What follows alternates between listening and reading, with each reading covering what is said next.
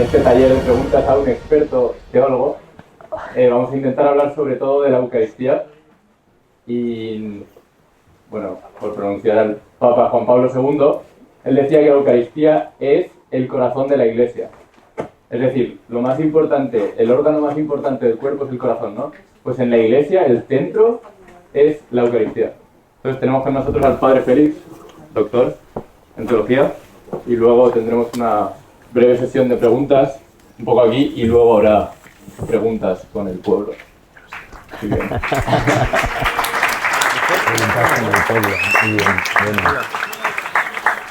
Muy bien, pues decía, yo no soy experto en la Eucaristía, pero amo la Eucaristía. Y claro que he leído cosas y encíclicas y he estudiado teología, eso sí. Y bueno, pues todo lo que yo sepa, con mucho gusto os lo responderé. Mirad, lo que decía Javi es verdad, ¿verdad? Nos lo ha enseñado la Iglesia, el Papa.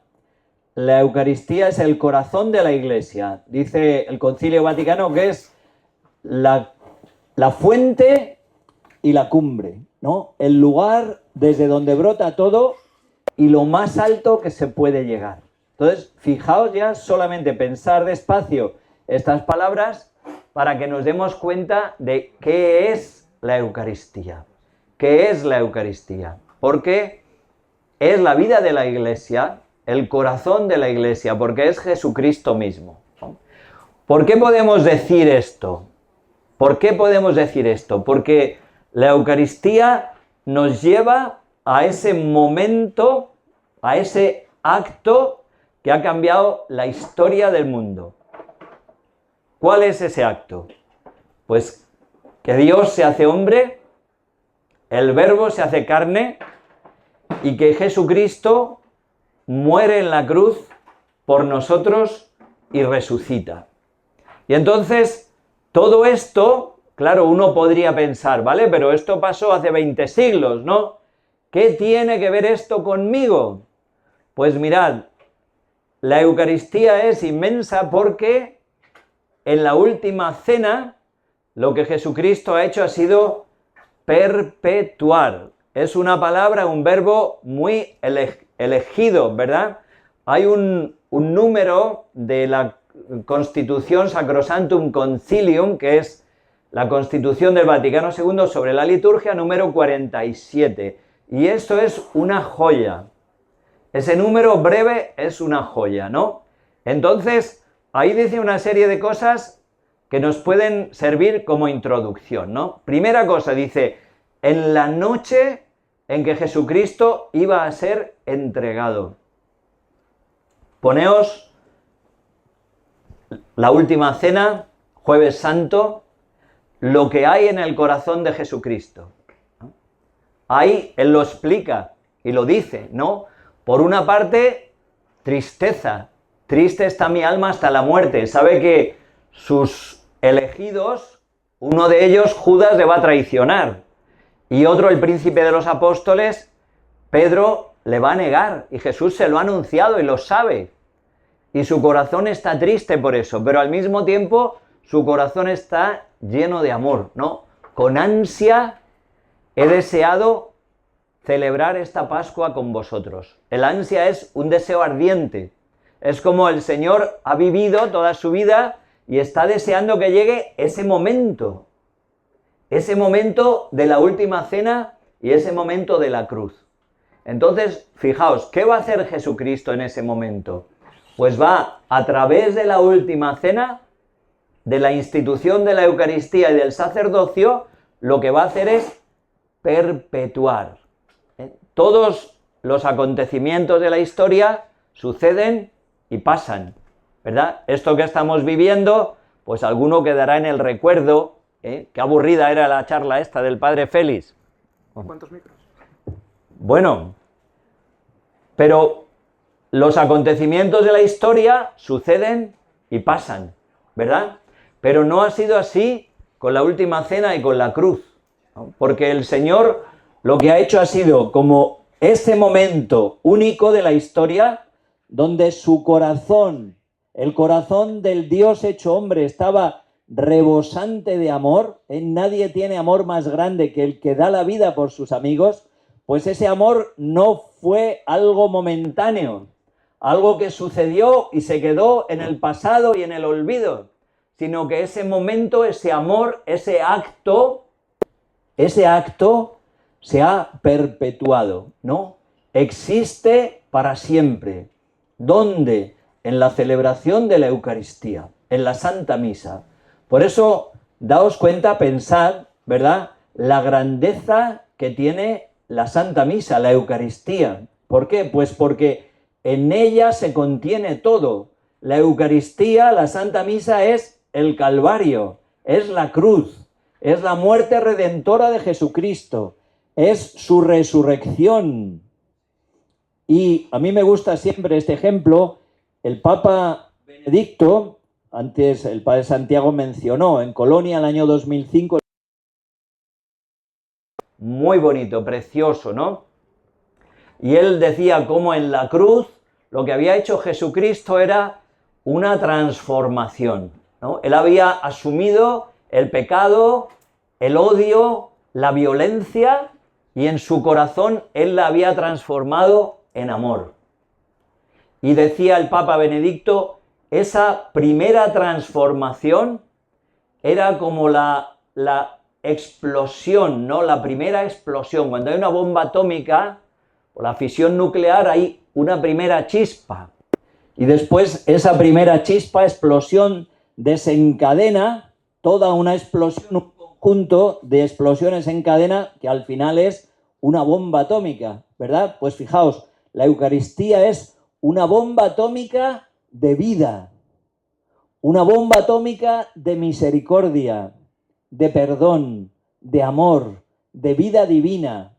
Entonces, cada vez que se celebra la Eucaristía es como si cae una bomba atómica sobre el altar, ¿no? Y esa potencia de vida y de salvación se difunde sobre toda la Iglesia, se difunde sobre el mundo y se difunde sobre los que están presentes, participando.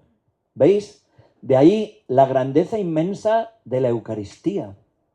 La grandeza inmensa de la Eucaristía. Y gracias a esto, gracias a ese acto por el que Jesucristo ha perpetuado, ha hecho presente para siempre en la Eucaristía su muerte, su donación de amor, su resurrección, su salvación, tú y yo, aunque vivamos en el siglo XXI o los que vivan en el siglo XXIII, si todavía existe el mundo, podrán tener un encuentro personal, porque vivir la Eucaristía es como estar al pie de la cruz. Es como estar al pie de la cruz con la Virgen en el Calvario. Y donde yo puedo encontrarme personalmente con el amor de Jesucristo. Y donde yo puedo recibir personalmente el amor de Jesucristo. Y donde el Señor a cada uno de nosotros, como a los apóstoles o como a Pedro, me dice, ¿me amas? ¿Crees en mí? ¿Quieres entregarme tu vida? ¿Quieres dejarme que yo te llene con mi vida divina? Cada uno de nosotros podemos encontrarle en la Eucaristía. Fijaos, podemos decir a, grandes rasgos, ¿no?, que hay como dos puntos donde podemos resumir la misión de Cristo. Es inmensa, ¿verdad? Pero bueno, primer punto sería esa parte negativa, ¿no?, que es la remisión de los pecados. En la misma Eucaristía, cuando Jesús instituye la Eucaristía, habla de su sangre derramada para el perdón de los pecados. Entonces, el sacrificio salvador de Jesucristo, la muerte redentora de Jesucristo en la cruz, su sangre se derrama para el perdón de los pecados. La parte negativa. Y la parte positiva, ¿cuál es? Llenarnos de su vida divina. Yo he venido para que tengan vida y la tengan en abundancia. Dios quiere que sus hijos estemos llenos de su vida divina. Y esa vida se nos comunica especialmente a través de la Eucaristía. ¿Veis? Y esto es el camino de la santidad. ¿Qué es un santo? ¿Qué es una santa? Un hombre, una mujer lleno de vida divina, lleno de Dios, y que a través de la comunión eucarística y a través de la adoración y a través de la oración silenciosa se va llenando de esa vida, y esa vida transforma. Fijaos que esto es impresionante, ¿no? Que Dios vivo transforma, cambia y hace que un hombre o una mujer se vaya transformando de humano en divino. Vivo yo, ya no soy yo, es Cristo quien vive en mí. ¿Veis? Eso es la vida cristiana. La vida cristiana no es hacer cositas buenas, ni siquiera solo guardar los mandamientos. Por supuesto que hay que guardarlos, ¿verdad? Y que son una exigencia necesaria para la salvación. Pero no es suficiente, es mucho más. El Señor nos dice, el que me come, vivirá por mí. El que me come, vivirá por mí. Es pasar de vivir según un espíritu humano, según una manera de pensar simplemente humana, a pasar a vivir según un modo divino, donde, como dice San Pablo, mis sentimientos, ¿no? Mi corazón es el corazón de Cristo, mi mente es la mente de Cristo, mi corazón es el corazón de Cristo, y me hago capaz de ser compasivo y de perdonar. Y esa vida que me llena, me impulsa a comunicarla a otros, a que otros le conozcan y le amen. Y lo primero que tenemos que hacer es nosotros mismos llenarnos de la Eucaristía, llenarnos de esa vida divina, reconocer esa grandeza que el Señor nos ha dado. Mirad, los católicos tenemos una riqueza inmensa, inmensa, ¿eh? Nosotros no tenemos que tener envidia de nadie. Es verdad que esto no es por mérito nuestro. No es que yo por ser católico soy mejor que nadie, no. Pero yo no puedo negar lo que Dios nos ha regalado. Nosotros tenemos la plenitud de los medios de salvación y de santificación. Y tenemos la plenitud de la verdad que se nos ha revelado y nos ha dado Jesucristo. ¿Veis? Y conocer esto, saber esto, conocer la fe, vivir la fe, eso es lo que necesitamos. Y por eso este taller pretende también ayudar a que vuestra formación se complete o se despierte. Ojalá que después de este taller pues os surja el deseo de querer conocer más la Eucaristía, de leer, de vivir, de adorar a Jesucristo, porque mirad, Dios es verdad, hay que formar la cabeza, hay que leer, hay que estudiar, hay que conocer la fe, y Dios es amor, verdad y amor, cabeza y corazón. Y muchos católicos y muchos jóvenes, bueno, a lo mejor incluso van a la adoración, que es importantísimo y bueno y grande, ¿eh? O van a la misa, pero no estudian, no se forman, no conocen. Y fijaos que el conocimiento lleva al amor, ¿no? ¿Cómo te vas a enamorar de alguien que no conoces? Solo en la cercanía, solo en el trato, solo en ese conocimiento personal de corazón a corazón es como surge el amor, y el amor crece y el amor se profundiza, porque yo conozco cada vez más la riqueza inmensa de la Eucaristía y al mismo tiempo tengo experiencia de un Dios vivo, de un Dios que ama, de un Dios que me ama, de un Dios que me perdona, de un Dios que me llena con su vida, de un Dios que me cura con su vida divina, que viene a mí lleno de pobreza y de heridas y de miseria y de pecado, y me cura y me perdona y me santifica y me eleva y me transforma. ¿Veis? Y ese proyecto de Dios se va realizando en nosotros cuando vivimos la Eucaristía. Yo he venido, dice el Señor, para que tengan vida y la tengan en abundancia. Este es el deseo de Jesucristo. Ver un cristiano, un bautizado, que no vive en gracia de Dios, Es una contradicción. Yo he venido para que tengan vida. ¿Cómo va a haber un católico muerto? Un católico que no tiene la vida de Dios en él. Y al mismo tiempo esa vida tiene que crecer.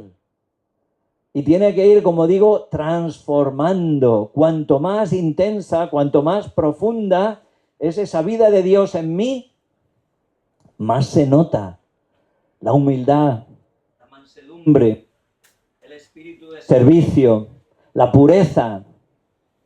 Todo eso son consecuencias de que Dios, de que Jesucristo va tomando posesión de mí por esta vida eucarística y que me lleva también a vivir una vida eucarística yo mismo. ¿Qué es vivir una vida eucarística? No es solamente ir a la misa, claro que sí, ¿verdad? Pero no suficiente. Esto es mi cuerpo que se entrega por vosotros. Esta es mi sangre derramada por vosotros. Una vida eucarística es una vida que se entrega, una vida que se ofrece, sea en el matrimonio, donde no hay una conjunción de egoísmos, sino una entrega mutua de toda la vida, de vivir para el otro, de perder la vida por el otro, o en la vida consagrada o en el sacerdocio, donde entrego mi vida por amor a Dios y por amor a mis hermanos en la iglesia. ¿Veis? Una vida eucarística, una vida que se entrega por amor. Nadie me quita la vida. La Eucaristía nos da la libertad. Nadie me quita la vida. Yo la entrego voluntariamente. Esto es la Eucaristía. Y eso tiene que ser la vida de un católico que vive de la Eucaristía. Nadie me la quita. Yo la entrego. Y con Jesucristo yo entro como en esa dinámica, en esa corriente de amor. A mí también me gusta otra de las imágenes que suelo usar cuando hablo de la Eucaristía, además de la bomba atómica, es la imagen como de un tornado.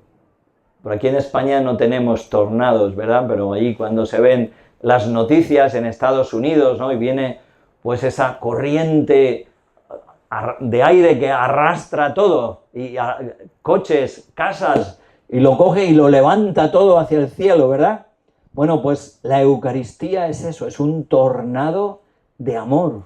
Es el amor de Jesucristo que arrastra a todo el que se acerca. Y por eso cuando hay un joven, cuando hay una persona que vive la Eucaristía, que tiene el amor y la valentía de introducirse en ese tornado, cuando uno empieza a vivir la Eucaristía y a ofrecer la vida, uno es asumido, ¿verdad?, por ese tornado de amor y levantado hacia Dios Padre. Y uno se convierte, como decía pues Santa Isabel de la Trinidad, en alabanza de su gloria. Mi vida comienza a ser gloria para Dios. La gloria de Dios es que el hombre viva. Y cuando un alma, un católico, una persona se llena de esa vida divina, eso es la gloria de Dios. Dios tiene una gloria en sí mismo, sustancial, que no depende de nada ni de nadie. Pero en la medida en que nosotros, criaturas creadas, nos llenamos de su vida y vamos como siendo reflejo de Cristo, la gloria de Dios aumenta, porque esa gloria como se extiende en mí, se hace visible en mí. Mi vida sirve para gloria de Dios, porque sirve también para salvación de mis hermanos. Los santos son los que más gloria han dado a Dios. Los santos son los que han sido transformados por la Eucaristía. Y recordad, queridos, todos vosotros, yo, estamos llamados a ser santos. Juan Pablo II decía, preguntarle a alguien, ¿tú quieres ser bautizado? Sí. Es preguntarle, ¿tú quieres ser santo? No se puede separar ser cristiano y ser santo. Cada uno de nosotros bautizados estamos llamados a la santidad. Estamos llamados a esa plenitud de vida. No estamos llamados a ser famélicos, a sobrevivir, a vivir muertos de hambre, cuando tenemos una mesa en la Eucaristía llena de vida, de amor, del don de Dios? ¿Por qué estar buscando beber y comer en otros sitios porquerías? Cosas que envenenan y que matan, o que al menos son insustanciales. ¿Por qué estar comiendo chuches cuando puedo comerme un bistec? La vida divina está ahí para ti, para mí, ¿no? Y tenemos que llenarnos de ella. Tenemos que conocer la Eucaristía, ¿no? Para amarla y sobre todo para vivirla. Conocer para amar y para vivir. ¿Veis? Que todo va unido. Todo va unido. No me puedo quedar solo en conocer. Yo sé mucho, pero no vivo. Pues no te sirve para nada. O yo voy, pero no conozco. Pues vivo parcialmente. Pierdo mucho. Muy bien, pues yo creo que ya he hecho una introducción generosa.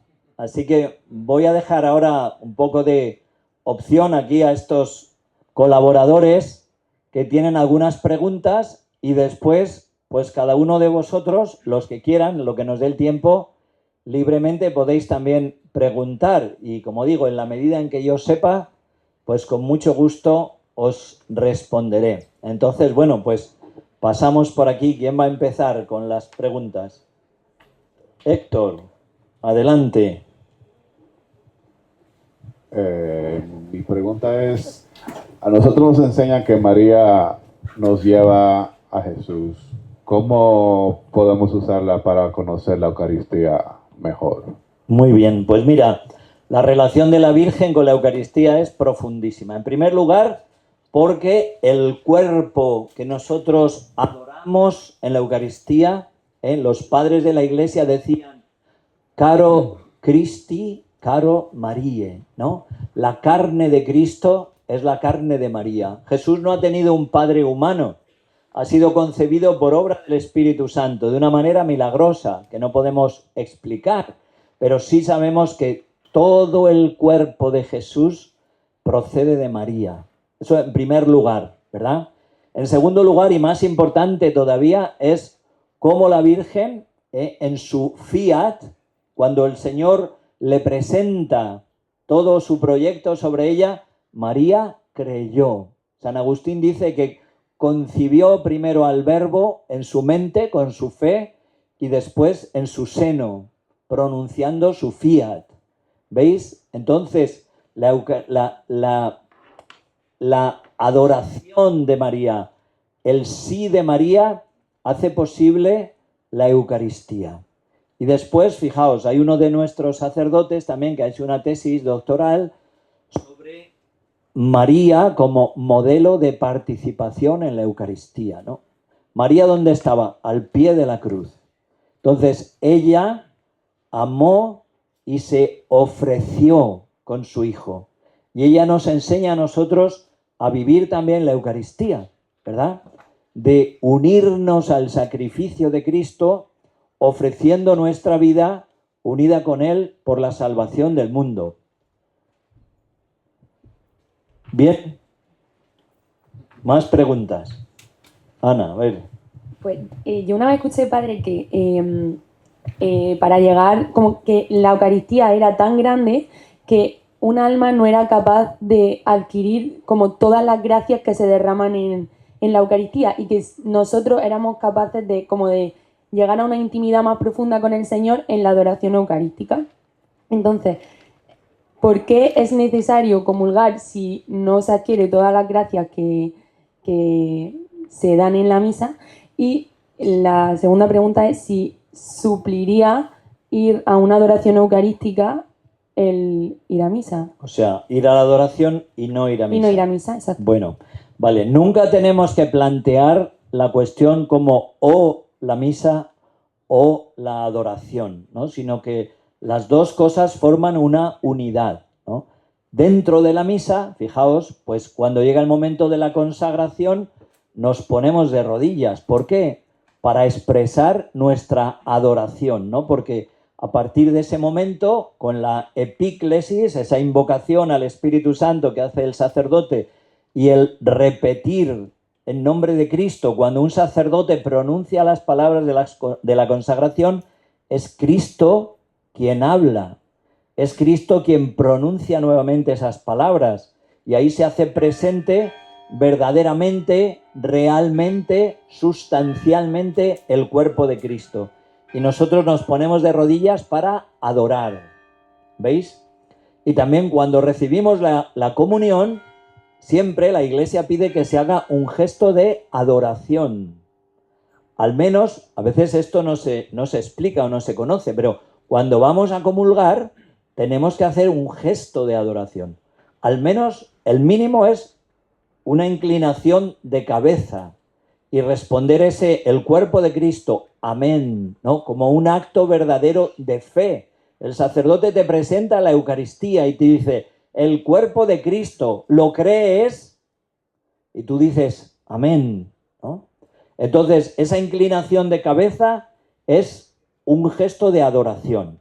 Otro gesto de adoración es hacer una genuflexión antes de comulgar, ¿no?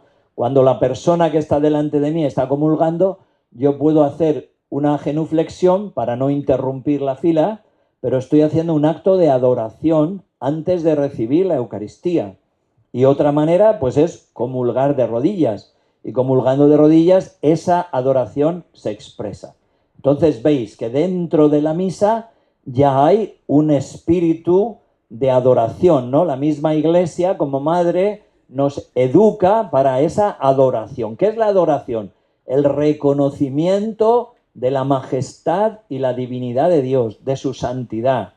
Por eso nosotros nos ponemos de rodillas y no tenemos vergüenza de ponernos de rodillas, ¿verdad? En el Evangelio hay muchísimas personas que se ponen de rodillas delante de Jesús cuando le conocen, cuando se dan cuenta de quién es. Es lo que brota espontáneamente como un gesto de fe, de adorar, de reconocer la presencia de su santidad y de su majestad divina. ¿Veis? Entonces, la adoración eucarística lo que hace es como prolongar la misa, ¿no? Esa presencia que se ha quedado en la Eucaristía, que se reserva, después se expone. ¿Para qué? Para ser venerada y adorada por los fieles.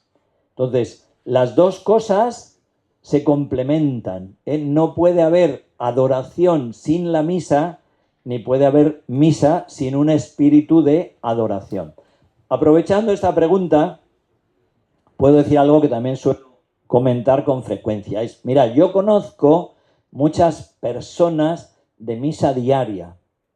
Ojalá todos, como decía hoy el Padre Santiago, salvo por una causa mayor, si yo comprendo lo que es la Eucaristía, todo lo que estamos diciendo, si yo lo entiendo y me lo creo, ¿cómo me puedo quedar viendo una película o un partido de fútbol cuando puedo recibir a Dios?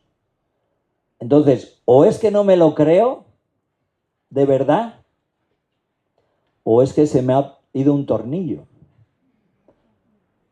Padre Henry, que era uno de nuestros sacerdotes que murió, decía, tú imagínate, ¿no?, que alguien te dice, mira, cada vez que vengas aquí, yo te doy 1 millón de euros. ¿Te quedarías tú viendo una peli cuando te dicen te doy 1 millón de euros? Vamos, sales allí a hacer fila 3 horas antes,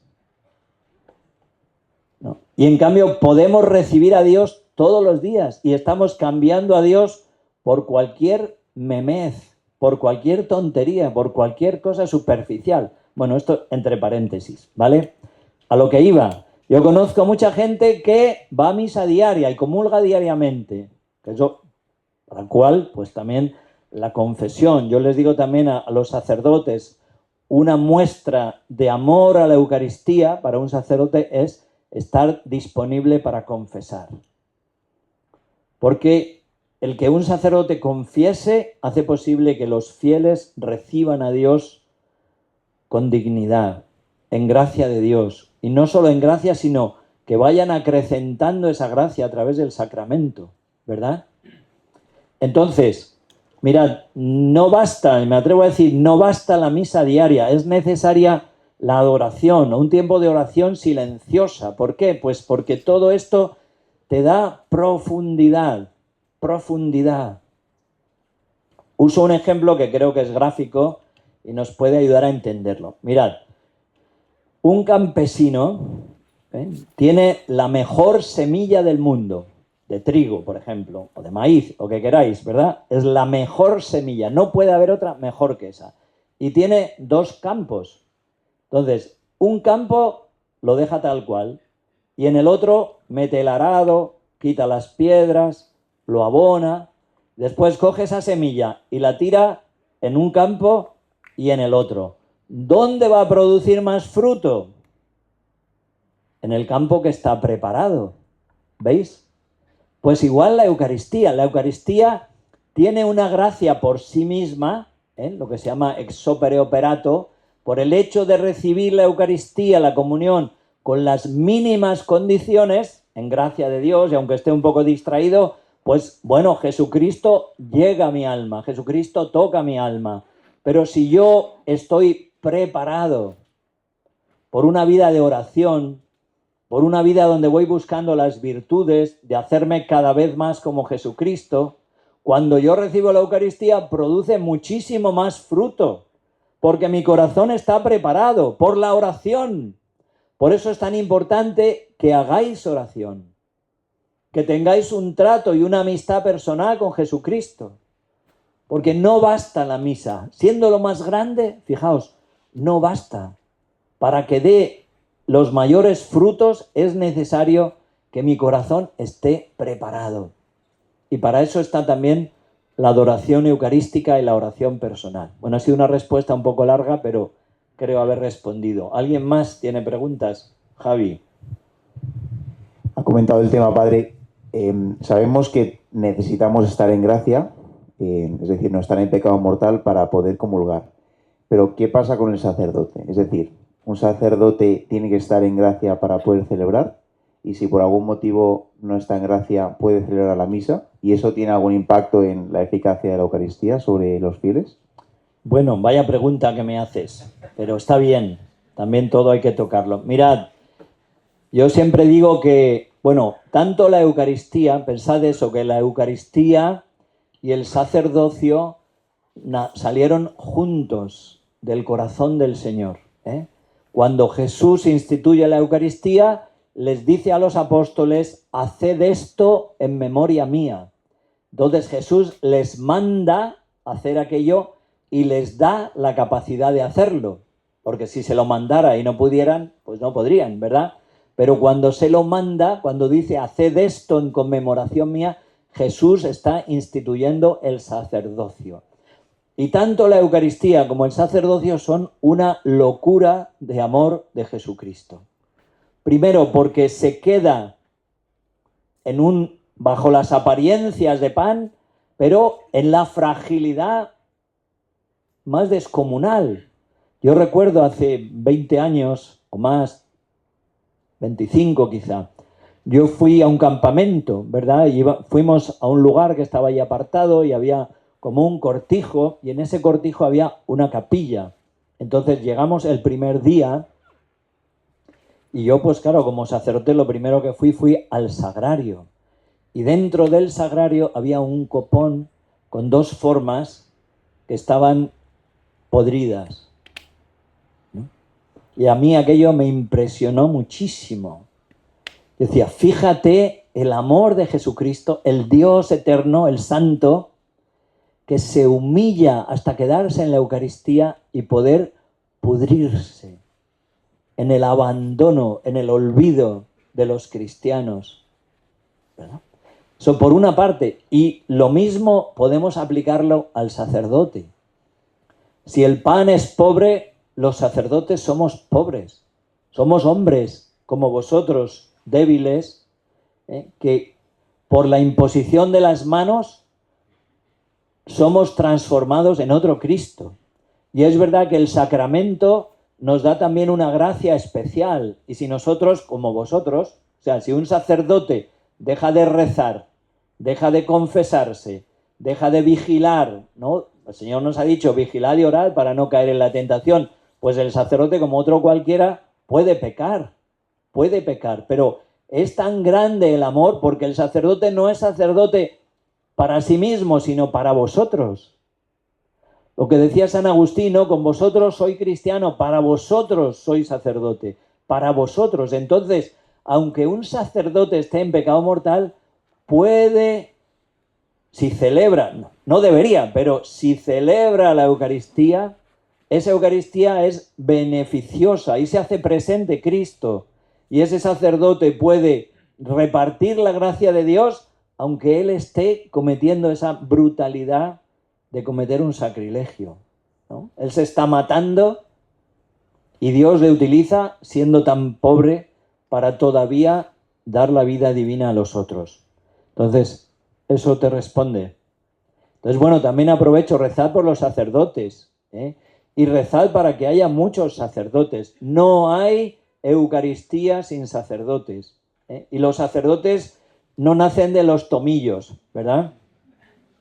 Son jóvenes, chicos, ¿eh? Que sienten la llamada de Dios y Dios habla. Mirad, ¿qué pensáis? ¿Jesucristo necesita sacerdotes hoy o no? ¿Sigue llamando o no sigue llamando? Entonces, no hay crisis de vocaciones, hay crisis de respuesta. Hay crisis de generosidad. Eso es lo que hay. Entonces, cuando no hay, mirad, si la Iglesia vive de la Eucaristía, el Señor necesita sacerdotes. Quien se sienta llamado. Aquí yo no voy a dar la vocación a nadie, pero bueno, cuando uno tiene vocación también lo sabe, ¿eh? Yo recuerdo en mi caso cuando uno te pones delante de Dios y hay veces que, bueno, al principio decir, bueno, no he oído nada, me lo habré imaginado, ¿verdad? Pero llega un momento en que dices, es que esto es tan claro que no puedo dudarlo. Yo sé que podría decir que no y tirar la gracia por la ventana, pero es tan fuerte que no puedes dudar que Dios te llama. Y entonces, pues es necesario que haya sacerdotes para tener la Eucaristía y para que la Iglesia viva, ¿eh? Y que haya hombres con toda nuestra pobreza, que nos sostiene la gracia y el amor de Jesucristo. Si el Señor no me hubiera llamado, yo jamás me hubiera atrevido a ser sacerdote. Jamás. Pero porque Él te llama, y a mí siempre me dura como Pedro, ¿no? Cuando está en la barca y Jesús le dice, ven, y Pedro sale y camina sobre las aguas, porque Jesús le ha dicho, ven. Pues para mí la vocación es algo así, algo que es para mí imposible, pero Jesucristo me dice, ven, y entonces se hace posible, y yo voy. Y soy sacerdote para la Iglesia y para mis hermanos, y cuánto gozo también experimenta el corazón de un sacerdote siendo instrumento de gracia y de misericordia para sus hermanos. No lo podéis imaginar, de verdad. Es un gozo inmenso. Más preguntas. Yo tengo ahora que está hablando de los sacerdotes, padre, mi pregunta es si también como cualquiera puede ser sacerdote, o ahora con todo el tema pues, de la confusión que hay en la Iglesia, pues si las mujeres pueden ser sacerdotisas o...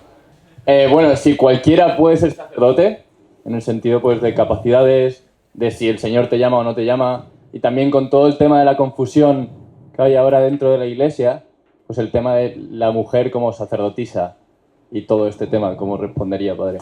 Bueno, hay una razón teológica profunda, ¿verdad?, por la que las mujeres no pueden ser sacerdotes, y es porque llegarían a la sacristía y dirían, ¿de qué color me pongo hoy? Entonces, la misa no empezaría nunca, ¿no? Entonces, es una...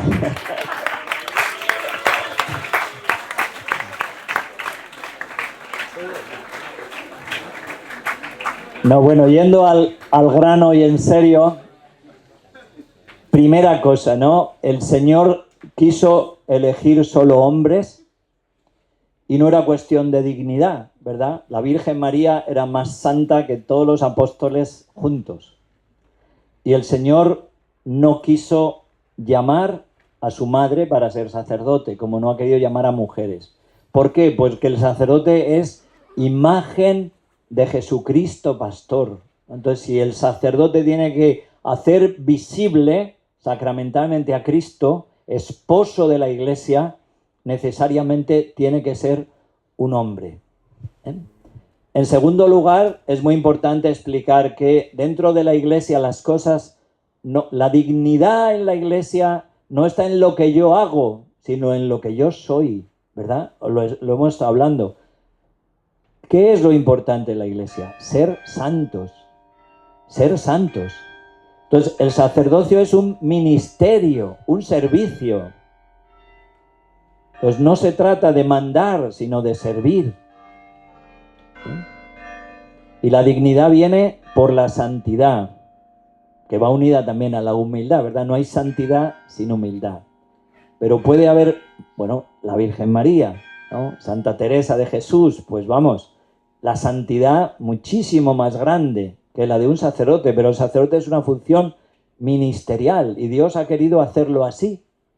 Y aunque también en el tiempo de Jesús había en otras religiones donde había sacerdotisas, el Señor no quiso hacer eso, ¿no? Y el Señor, por otra parte, también tuvo como una libertad muy grande en su trato con la mujer, pero nunca, aún no estando condicionado por las situaciones culturales, él mismo quiso llamar para el sacerdocio solamente a los hombres. Otra pregunta, si hay más, si no... Sí, vamos a hacer esta última pregunta aquí y después abrimos preguntas al público. Que yo quería preguntar, cuando adoramos, ¿por qué solo adoramos la Eucaristía y no la sangre de Cristo? Bueno, como sabéis, tanto en el cuerpo, en el pan, bueno, en las especies de pan, está Cristo entero, ¿eh? Cristo con su cuerpo, sangre, alma y divinidad. Y en el cáliz está también Cristo entero, cuerpo, sangre, alma y divinidad. Entonces, ¿se podría hacer adoración eucarística con la sangre de Jesús? Podría hacerse, claro que sí, ¿no? De hecho, en algunos lugares yo lo he visto, pero siendo la especie del vino más delicada, ¿no? Que se puede verter o que se puede derramar, etcétera, es más propio, mucho más fácil adorar la Eucaristía bajo las especies del pan. Por eso normalmente se hace solamente con el pan, pero podría hacerse también adorando la sangre del Señor. Sabéis que todo esto empezó, pues, bueno, con la Reforma, con Martín Lutero, fue el que empezó a decir que para que fuera completa la Eucaristía tenía que ser bajo las dos especies. Entonces, la Iglesia en el Concilio de Trento, para subrayar precisamente que en cada especie está Cristo entero, prohibió en esa época que se comulgara, que los laicos comulgaran con la sangre del Señor, para dejar claro y patente que decir, en el pan está Cristo entero, cuerpo, sangre, alma y divinidad, ¿eh? Pero después, por ejemplo, pues en ciertas ocasiones ahora, en una boda que va a haber aquí, o en una comunidad religiosa, en un aniversario, ¿se puede dar la comunión bajo las dos especies? Sí. ¿Añade algo? Es decir, si yo recibo el pan y recibo Cristo entero, no, pero es como una significación más profunda. Basta que yo comulgue con el pan para que tenga Cristo entero, como no necesito más, pero el signo sacramental es más completo si recibo el cuerpo y la sangre. ¿Se entiende? Sí, qué majos sois. Da gusto con vosotros. Bueno, pues como hemos terminado por aquí, si queréis, Javi, tú puedes ir por ahí con el micrófono. ¿Alguien quiere que levante la mano si alguien tiene alguna pregunta más? ¿Estáis dormidos, muertos o un poco de todo? Pues nada, quería preguntarte cómo presentarle la Eucaristía a alguien que no cree. Es verdad que la Eucaristía solo se puede comprender desde la fe, ¿no? Pero esa fe al mismo tiempo no es algo puramente como subjetivo. Vamos, tendríamos que irnos muy para atrás. Por una parte, eso, el Señor en la última cena, pues pronuncia las palabras de la consagración. Esto es mi cuerpo que se entrega por vosotros, esta es la sangre, la nueva alianza derramada para el perdón de los pecados. Y entonces, ¿cómo lo entendieron los apóstoles? Como decía, no lo entendieron en sentido simbólico, ¿no? Porque San Pablo, que es un judío y de la primera época de la Iglesia, pues él dice, el que bebe o come el cuerpo de Cristo indignamente, come y bebe su propia condenación. Es decir, San Pablo, los primeros cristianos no lo entendieron como un símbolo, sino como una realidad. Entonces, esa realidad solo se puede vivir desde la fe, es el misterio de la fe. Entonces, ¿por qué creemos que Jesucristo está en la Eucaristía? Pues porque Él mismo lo ha dicho, ¿no? Y porque su palabra es veraz. Entonces, claro, todo esto nos remonta a decir, mira, claro, si Jesucristo dice yo soy el Hijo de Dios, pues una de dos. O es verdad o está como una moto. O sea, claro, ¿quién puede decir yo soy el Hijo de Dios? Solo hay esas dos opciones.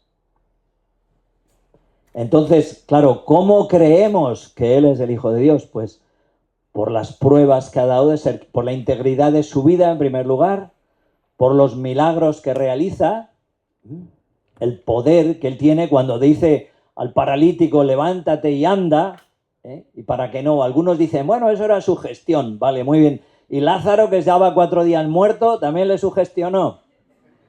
Y que ya huele, que decía su hermana, Señor, ya huele, ¿verdad? Pues el poder de su palabra nos da el pie para creer que cuando Él dice esto es mi cuerpo, eso se realiza y eso es verdad. Entonces, es verdad que solo podemos presentarlo desde la fe, que la fe es un don, pero que también tiene que haber como un corazón abierto. Entonces, presentarlo pues con sencillez, pero también pues con fidelidad a la verdad, ¿no? Esto ha dicho el Señor y esto creemos en la Iglesia y esto queremos vivir. ¿Alguna otra pregunta ahí en el público? Allá se levanta un brazo tímidamente. Can a priest refuse somebody communion? Si puede un sacerdote negar la comunión a alguien. Entonces, fijaos, la primera cosa es, la comunión no es un derecho de los fieles, ¿eh? Yo no digo, yo tengo derecho a comulgar y cualquiera puede comulgar sin más, sino que es necesario tener unas condiciones para poder recibir el don de la Eucaristía. La primera, estar bautizado. Uno que no está bautizado no puede recibir la Eucaristía. En segundo lugar, pues estar en gracia de Dios y también vivir en una situación que no sea también como públicamente desordenada, de pecado. Pues los políticos que abiertamente defienden el aborto, pues esa persona no puede recibir la Eucaristía porque su vida contradice la fe que quiere profesar al recibir la Eucaristía. Entonces, un sacerdote puede negar la comunión a alguien cuando tiene constancia de que no está preparado. Si viene un niño que no ha hecho la primera comunión, yo no le puedo dar la Eucaristía. Si viene una persona que es luterana y no está en plena comunión con la Iglesia, yo no puedo darle la Eucaristía, ¿no? Si viene una persona que públicamente vive desordenadamente, un sacerdote no puede dar la Eucaristía, porque el sacerdote no es dueño, sino servidor. Entonces, la Eucaristía el Señor la confía como un tesoro que yo tengo que custodiar. No es algo que yo puedo sin más disponer de ello a mi antojo. ¿Ok? Muy bien. Otra pregunta aquí y otra allá. Buenas tardes. Yo conocí a alguien que en su primera comunión se sintió algo decepcionado. Con lo que me refiero es a que él tenía recuerdos bellos de su infancia, en los que salía de misa, él todavía no podía comulgar, solamente pues gente mayor, y recuerda cómo en el atrio pues la gente se saludaba y que se conocían o estaban simplemente felices de lo que aprendían en la iglesia. Lo que pasó fue que cuando tuvo su primera comunión, él pensaba que iba a sentir el abrazo de Dios, es decir, una manifestación física, visual, algo que de verdad iba a cambiar su vida. Sin embargo, cuando él comulgó, se sintió pues decepcionado de que pues se sintió igual. Esta persona pues ya falleció. Pero si usted hubiera estado en el momento después de la misa en la que hizo su primera comunión y le expresara esto que yo le estoy expresando, ¿qué le diría usted a ese niño? Bueno, pues le diría que en la vida espiritual las cosas no tenemos que medirlas por el sentimiento, ¿eh? O sea, el hecho de que yo comulgue y no sienta nada no significa que yo no esté recibiendo gracia, porque la parte nuestra de los sentimientos es precisamente como la más voluble. Entonces, mi fe no se puede basar en los sentimientos, sino en esa verdad que Dios me revela. Entonces, yo recibo la Eucaristía en gracia de Dios y sé que estoy recibiendo al Señor, lo sienta o no lo sienta. Tú imagínate que el día de mi ordenación sacerdotal yo no siento nada especial, ya no soy sacerdote. O el día que unos esposos se casan, bueno, ahí suele haber más emoción, ¿verdad? Pero imagínate que no la hubiera, ¿no? Ya no se casa. O sea, los sacramentos no depende la gracia del sentimiento, sino de la fe y de la realidad misma del sacramento. Por aquí había otra pregunta, ¿sí? Bueno, o sea, con lo que decías de el sentimiento, bueno, no sé si va relacionado, pero los milagros eucarísticos, que son como una forma visible de lo que realmente está en la forma consagrada, eso el Señor lo permite por, no sé si se dice así, por nuestra poca fe, o sea, para que podamos verlo realmente. Y si es así, en ese caso los milagros eucarísticos, o sea, es que no sé cómo explicarlo. O sea, lo que decías del paralítico, de cómo el Señor permite eso en ese tiempo, es como una asemejación de eso es el milagro que permite para que nosotros creamos. Sí, o sea, ciertamente los milagros eucarísticos son como un regalo que Dios nos hace, un regalo extra, porque a Santo Tomás, que hemos celebrado hace poquito, Jesús le dice, dichosos los que crean sin haber visto, ¿no? La fe debería bastarnos, pero como nuestra fe es débil, el Señor a veces nos regala milagros, ¿no? Nos da como pruebas, como decía, hasta científicas, por los análisis y todo, donde se ve que esa realidad que creemos por la fe se hace visible, ¿no? Que eso es verdad, y que no es solo verdad porque lo creo, sino que se hace patente para que incluso los que no creen o los que tienen una fe más débil puedan tener como una confirmación de esa fe. Pero en principio la fe nos tiene que bastar, ¿eh? No tenemos que estar pidiendo milagros eucarísticos, ni milagros de ningún tipo. Si Dios los regala, bendito sea, ¿eh? Pero normalmente es eso, dichosos los que crean sin haber visto. Y a la Virgen María, Isabel le dice, dichosa tú porque has creído, ¿no? Hay una bienaventuranza y una dicha en esa fe que se apoya en Jesús, ¿no? En su palabra. Yo me fío de ti, me fío de lo que tú has dicho, no necesito más cosas, ¿eh? Es como si uno te dice, Javi dice, Padre Félix, te invito a cenar.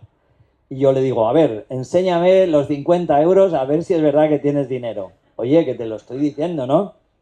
Bueno, pues no tengo que estar pidiendo pruebas, sino aceptar simplemente lo que el Señor nos ha revelado. Genial. Bueno, pues muchísimas gracias por vuestra paciencia.